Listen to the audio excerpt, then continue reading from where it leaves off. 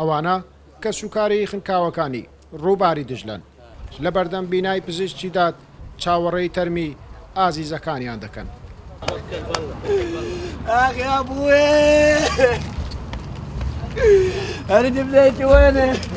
لە دوو ڕۆژی ڕابردوو 97 تەرم لە خنکاوانی ڕووباری دژلا لێرە ڕادستی کە سوکاری قوربانیان کرایەوە. بەڵام ئەمڕۆ تا ئێستا هیچ لە خنکاوەکان تەرمەکانیان نەدۆزراوتەوە. بەڕێوەبەری پزیشکیدا دەڵێت کۆی ژمارەی ئەو تەرمانەی لە دوو ڕۆژی ڕابردوو گەیەنراوتە پزیشکی داد و ناوەکانیان تۆمار کراوە 97 تەرم بووە. لحد الآن 97 شهيد بينهم أطفال ونساء تا ئێستا تەرمی 97 شەهید گەیشتۆتە لای ئێمە.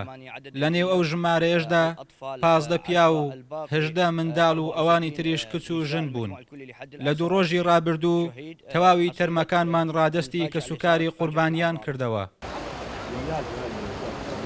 ژمارەی ئەو هاوڵاتیانەی تاوەکو ئێستا نادیارن و ئاو بردوێتی 90 کەسە کە سوکاری خنکاوەکان ناڕازین لە پۆلیسی فریاکەوتنی مووسڵ دەڵێن هەلمەتی گەڕان بە دوای تەرمەکان بە خاوی بەڕێوە دەچێت.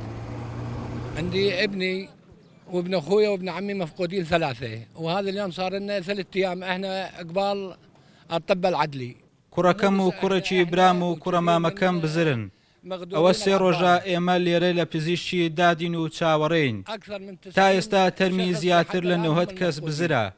بە تیمێکی چەند کەسی ناتوانن ئەو هەموو تەرمە بدۆزنەوە. داوا لە پۆلیس دەکەین ئەگەر لە توانایان دانیە با داوای یارمەتی لە پۆلیسی پارێزگایەکانی تر بکەن. ئێمە تاکەی چاوەڕێ بین. پۆلیسی فریاکەوتنی مووسڵ یەک تیمی 14 کەسی ژێر ئاوی هەیە، بەڵام ئەوانیش ئامێری ژێر ئاویان نییە. هاوڵاتیان و ماسیگرانی سەر ڕووباری دژلا ئەوان هاوکاری پۆلیسی فریاکەوتنی مووسڵ دەکەن بۆ دۆزینەوەی تەرمی خنکاوەکان. مساعدة الشرطة النهرية لأن هم ما يكتفون بالزوارق، عندهم زورق واحد وما عندهم لا معدات ولا. ئێمە لێرەین بۆ ئەوەی هاوکاری تیمەکانی پۆلیسی بەرگری شارستانی بکەین. ئەوان تەنها یەک بەلەمیان هەیە، کەلوپەل و ئامێری ژێر ئاویشیان نییە. ئێمە خاوەن بەلەمەکانی سەر ڕووباری دیجلا هاوکاریان دەکەین و بە ئەرچی خۆمان دەزانین. ئەوانەی لێرە خنکاون کە سوکاری ئێمەن.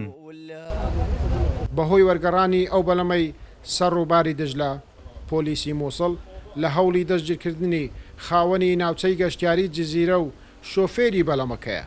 دوێنێش سەرۆکوەزیرانی عێراق پارێزگاری نینەوە نۆفەل حەمادی سوڵتان و هەردوو جێگرەکەی لە پۆستەکانیان دوور خستەوە. گەیلان بۆتانی کورسات نیوز مووسڵ.